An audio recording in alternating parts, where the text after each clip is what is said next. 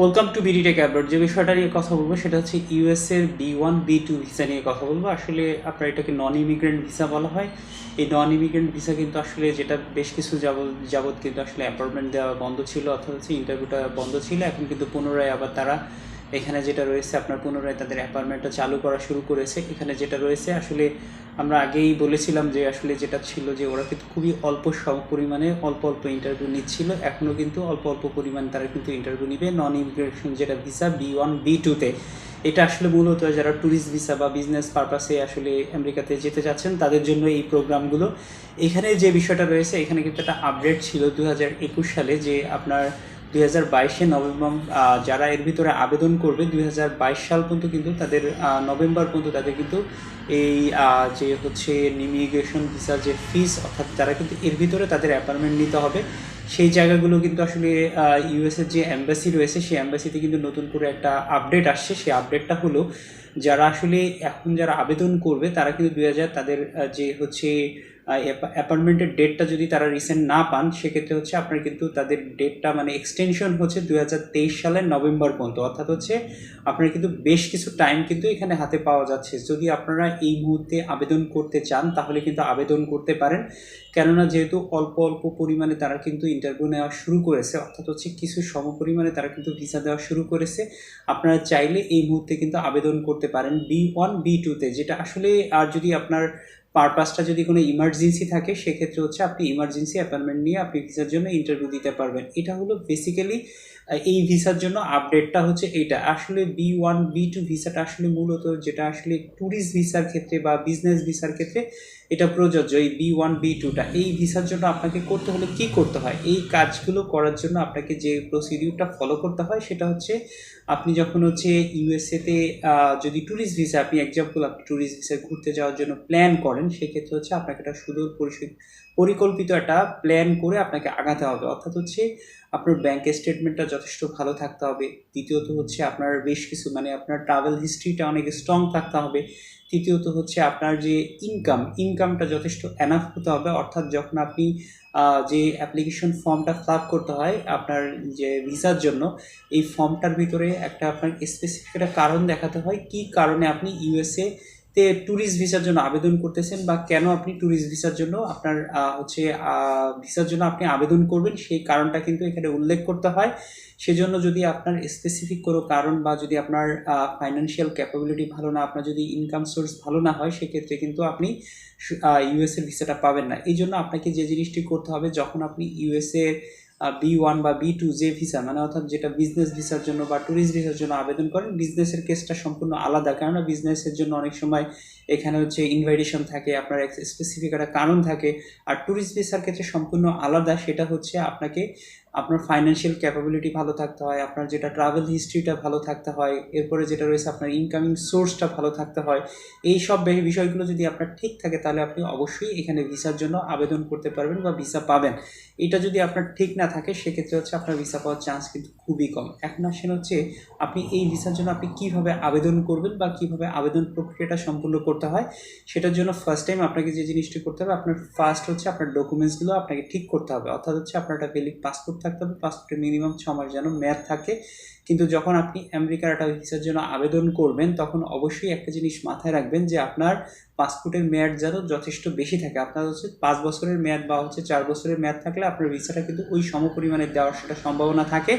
সেজন্য হচ্ছে ধরেন এটা নর্মালি মাল্টিপল ভিসা দেয়। এই আপনি যদি 5 বছরের ট্যুরিস্ট ভিসা মাল্টিপল পান তাহলে আপনি যতবার ইচ্ছা ততবার কিন্তু আপ ডাউন করতে পারবেন, এটা একটা বিশেষ সুবিধা থাকে। এই জন্য যখন আপনি পাসপোর্টের জন্য আবেদন করবেন তখন দেখবেন যে আপনার পাসপোর্টের মেয়াদ যেন যথেষ্ট ভ্যালিড থাকে। যখন আপনার পাসপোর্টের মেয়াদ যথেষ্ট ভ্যালিড থাকবে তখন কিন্তু আপনার আবেদন করতে পারবেন বা হচ্ছে আপনার ভিসা পেলে আপনার ভিসার মেয়াদটা অনেক বেশি থাকবে, এটা একটা ব্যাপার। দ্বিতীয়ত হচ্ছে আপনার অবশ্যই অ্যাপ্লিকেশন ফর্মটা আপনাকে ফিল আপ করতে হবে। অ্যাপ্লিকেশনটা যেটা রয়েছে আপনি ভিএসএফ গ্লোবালে গেলেও পাবেন, আমেরিকার যে ওয়েবসাইট আছে অর্থাৎ হচ্ছে আমেরিকার অফিসিয়াল যে ওয়েবসাইট আছে ওয়েবসাইটের লিঙ্কে গেলেও পাবেন। আরটা যেটা রয়েছে আপনি গুগলে গিয়ে USA tourist visa application form লিখে সার্চ দিলে আপনি লিঙ্কটা পেয়ে যাবেন, ওইখান থেকে ডাউনলোড করে নিতে পারেন।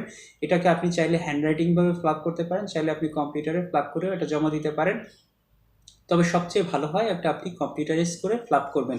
এরপরে যেটা রয়েছে আপনাকে ছবি দিতে হবে, ছবির সাইজটা হবে 2x2 সাইজ। এখানে যেটা রয়েছে ব্যাকগ্রাউন্ড হোয়াইট, আপনার 60 থেকে 80% যেন ফেস কাভার করে এরকম ছবি দিতে হবে। ছবির ভিতরে আপনি হ্যাট বা কোনো চশমা ইউজ করতে পারবেন। আপনি যদি ফিমেল হন সেক্ষেত্রে হচ্ছে আপনার মুখমণ্ডল দেখা যায়, অর্থাৎ যদি আপনি হিজাব করেও দেন যেন কানের গোড়ালি বের হয়ে থাকে এরকম ছবি দিবেন।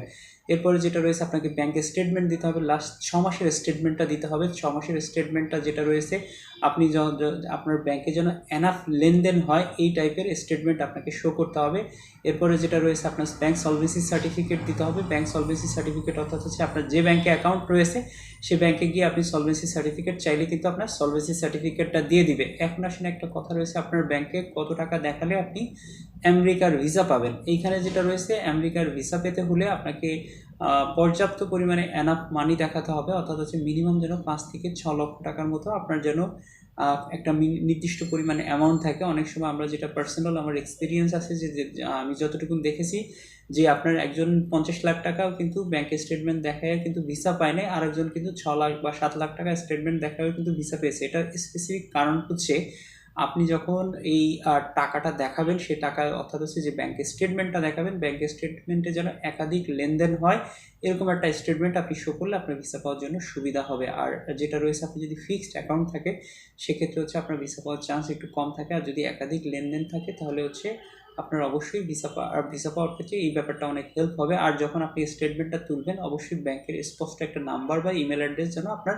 ব্যাংক স্টেটমেন্টের ভিতরে থাকে। এরপরে যেটা রয়েছে আপনার যদি পার্সোনাল কিছু ডকুমেন্টস প্রোভাইড করতে হবে, আপনি যদি বিজনেসম্যান হন সেক্ষেত্রে হচ্ছে আপনার যেটা রয়েছে আপনার ট্রেড লাইসেন্স দেখাতে হবে, আপনি যদি সাথে ভিজিটিং কার্ড দিতে হবে। আপনি যদি সার্ভিস হোল্ডার হন সেক্ষেত্রে হচ্ছে আপনাকে যেটা রয়েছে আপনার এনওসি লেটার, তারপরে যেটা ফরওয়ার্ডিং লেটার, তারপরে আপনার লিভ লেটার, ভিজিটিং কার্ড, আপনার যেটা রয়েছে ব্যাংক স্টেটমেন্ট অর্থাৎ হচ্ছে যে আপনি স্যালারি স্টেটমেন্ট পান স্যালারি স্টেটমেন্ট। আপনি যদি স্টুডেন্ট হন সেক্ষেত্রে হচ্ছে আপনার যদি বয়স কম হয় সেক্ষেত্রে আপনি ব্যাংক স্টেটমেন্টের ক্ষেত্রে আপনি চাইলে আপনার ফ্যামিলির স্টেটমেন্টটা নিতে পারেন, আপনার ফার্স্ট ব্লাডের ফাদার অথবা মাদারের আপনি স্টেটমেন্টটা নিতে পারেন। আপনি যদি অ্যাজ এ স্টুডেন্ট হয়ে থাকেন বা আপনার যদি বয়স পর্যাপ্ত না হয় সেক্ষেত্রে আপনি স্টুডেন্ট হলে এই ব্যাংক স্টেটমেন্টের ক্ষেত্রে আপনি আপনার ফ্যামিলির স্টেটমেন্টটা নিতে পারেন। সাথে আপনি যদি ইউনিভার্সিটি বা কলেজে পড়েন সেই ইউনিভার্সিটি কলেজের থেকে আপনার একটা কার্ড দিতে হবে। প্লাস হচ্ছে আপনার যেটা রয়েছে আপনার যেটা আপনার লিভ লেটার, যে ইউনিভার্সিটি বা কলেজ থেকে একটা লিভ লেটার নিয়ে দিতে হবে। বর্তমান সময়ে আবেদন করতে হলে অবশ্যই আপনার করোনার 2টা ডোজ আপনার কমপ্লিট করা যে কার্ডটা রয়েছে এই কার্ডটা আপনাকে অবশ্যই থাকতে হবে। এছাড়াও যেটা রয়েছে আপনাকে যদি ইনভাইটেশন থাকে আপনার ইউএসএতে কেউ, তাহলে আপনি তার কাছ থেকে ইনভাইটেশন নিতে পারেন। ভিজিট ভিসার ক্ষেত্রে আপনার ইনভাইটেশনটা খুব একটা জরুরি না। এরপরে যেটা রয়েছে আপনার একটা আইটেনারি দিতে হবে, অর্থাৎ হচ্ছে আপনার ট্যুর প্ল্যান, আপনি কতদিন ইউএসএ থাকবেন, কোন পারপাসের জন্য আপনি যাচ্ছেন সেটা দিয়ে আপনাকে এটা হচ্ছে একটা আইডিয়া দিতে হবে, অর্থাৎ হচ্ছে এটাকে আইটেনারি বলা হয়। এই আইটেনারি দিতে হবে। এটা আপনি চাইলে যারা পর্যাপ্ত এক্সপিরিয়েন্স আছে যারা এই টাইপের কাজ করে তাদের কাছ থেকে আপনি হেল্প নিতে পারেন আপনার যদি এক্সপিরিয়েন্স না থাকে। এরপরে যেটা রয়েছে আপনার আরও কিছু ডকুমেন্টস আপনাকে সাধারণত দিতে হতে পারে, যেমন হচ্ছে আপনার সম্পদে যদি ভ্যালুয়েশন করে আপনি একটা আপনার অ্যাসেটের একটা ডকুমেন্টস আপনি প্রোভাইড করতে পারেন। এই বিষয়টা আসলে যেটা রয়েছে আপনার ভিসা পাওয়ার ক্ষেত্রে আপনাকে অনেক হেল্প করবে। এরপরে যেটা রয়েছে আপনার টিন সার্টিফিকেট দিতে হবে। আপনার যদি ট্যাক্স গভর্নমেন্টকে যে ট্যাক্স দিচ্ছেন আপনার ইনকাম পারপাসে সেই ট্যাক্সের ডকুমেন্টসগুলো আপনি প্রোভাইড করতে পারেন। এই হচ্ছে বেসিক্যালি আপনার ইউএসএ B1 বা B2 ভিসার জন্য আবেদন করার ক্ষেত্রে। এখন হচ্ছে আমি ধরলাম আপনার যে ডকুমেন্টসের কথাগুলো বললাম আপনি ডকুমেন্টসটা সম্পূর্ণ ঠিক করলেন। ঠিক করার পরে আপনি যে জিনিসটি করতে হবে আপনাকে ফার্স্ট টাইম হচ্ছে অনলাইনে আপনার অ্যাপ্লিকেশন ফর্ম যেটাকে বললাম, আপনি অনলাইনে চাইলে অনলাইনে আপনি অ্যাপ্লিকেশন ফর্মটা ফিল আপ করা যায়। ফিল আপ করে আপনাকে ওইখান থেকে বলবে যে আপনি স্টান ব্যাংকে যে হচ্ছে ব্যাংক আপনার ইন্টারভিউ দেওয়ার জন্য যে অ্যামাউন্টটা সেই অ্যামাউন্টটা আপনাকে পে করলে ওরা আপনাকে একটা অ্যাপয়েন্টমেন্ট দিয়ে দিবে। সেই অ্যাপয়েন্টমেন্ট অনুযায়ী আপনি ভিসার জন্য ইন্টারভিউ দিবেন। আপনার সমস্ত কাগজপত্র আপনি সঙ্গে নেবেন। চাইলে অনেক সময় এটা নাও দেখতে পারে, দেখতেও পারে। যদি সব কিছু ঠিক থাকে আপনি এখানে ইন্টারভিউ দিবেন। আপনি ইন্টারভিউর জন্য আপনি অবশ্যই মাথায় রাখবেন যে আপনাকে যে জিনিসটা সেটা হচ্ছে আরও কিছু ডকুমেন্টস, আর 2টা ডকুমেন্টস আপনাকে দিতে হবে। সেটা হচ্ছে আপনার যেখানে থাকবেন সেখান থেকে হচ্ছে একটা হোটেল রিজার্ভেশনের কপি, আর হচ্ছে আপনার এয়ার টিকিট আপ ডাউনের একটা কপি আপনি দিবেন। এখানে যে জিনিসটা দিবেন সেটা হচ্ছে আপনার আইটেনারির ভিতরে যে জায়গাটা আপনি প্রথমে, আপনি যদি লাইক নিউ ইয়র্কে ঢোকেন ইউএসএর, অবশ্যই নিউ ইয়র্ক থেকে আপনি আপনার যেটি যে হোটেল রিজার্ভেশনটা আছে হোটেল রিজার্ভেশনটা আপনি এখানে কিন্তু এখান থেকে আনবেন। আপনার আইটেনারির ভিতরে যে যেটা আপনি যেভাবে লিখবেন, অর্থাৎ হচ্ছে যে অ্যাপ্লিকেশন আছে অ্যাপ্লিকেশনের ভিতরে যেভাবে লিখবেন সেভাবে আপনি আপনার সমস্ত ডকুমেন্টসগুলো রেডি করবেন বা আপনি ইন্টারভিউর জন্য ওইভাবে প্রিপারেশন নেবেন। তাহলে হচ্ছে আপনার যদি সব কিছু ঠিক থাকে, আপনার স্পেসিফিক একটা কারণ দেখাতে হবে কোন কারণের জন্য আপনি এই বিষয়গুলো কিন্তু আপনাকে জিজ্ঞেস করবে ইন্টারভিউর জন্য। সে হচ্ছে আপনি কোন কারণ, সেই কারণটা একটা স্ট্রং কারণ আপনি দেখাতে পারেন। এখানে বিভিন্ন কারণে আপনি যদি যে ট্রাভেল লাইক আর লাভার হয়ে থাকেন, যদি আপনি বিভিন্ন দেশ ট্রাভেল করতে পছন্দ করেন, সেটা আপনি বলতে পারেন যে আমি যে ট্রাভেল লাভার, আমি বিভিন্ন দেশ মানে বিভিন্ন দেশে আমি ঘুরতে পছন্দ করি। এটা একটা স্পেসিফিক কারণ দেখাতে পারেন। আমি এখন এই মুহূর্তে আমি যেহেতু অনেকগুলো দেশ ভিজিট করেছি, আমি এখন চাই ইউএসএতে ভিজিট করব, এটা একটা কারণ দেখাতে পারেন। এছাড়াও যেটা রয়েছে, আপনি যদি ছেলে মেয়ে যদি বা হচ্ছে কোনো আত্মীয় স্বজন ইউএসএতে থাকে তাদের সাথে দেখা করার ক্ষেত্রে যেতে পারেন। আপনার ছেলে বা মেয়ে যদি ইউএসএতে স্টাডি করে তার সাথে আপনি মিট করার জন্য যেতে পারেন। এই হচ্ছে স্পেসিফিক একটা কারণ। আপনি এইগুলো সব ঠিকঠাক করে আপনি ভিসার জন্য ইন্টারভিউ দিবেন, যদি ঠিক থাকে ইনশাল্লাহ আপনি ভিসা পেয়ে যাবেন। এই হচ্ছে ইউএসএ B1 B2 একটা ফুল ইনফরমেশন। অর্থাৎ হচ্ছে আপনারা চাইলে এখন থেকে কিন্তু B1 B2-র জন্য আবেদন করতে পারেন। সবাইকে অসংখ্য ধন্যবাদ। যদি ভিডিওটি ভালো লেগে থাকে তাহলে একটা লাইক দিবেন, কমেন্টস দিবেন। সবাইকে আবারও ধন্যবাদ জানিয়ে আজকে এই পর্যন্তই শেষ করছি।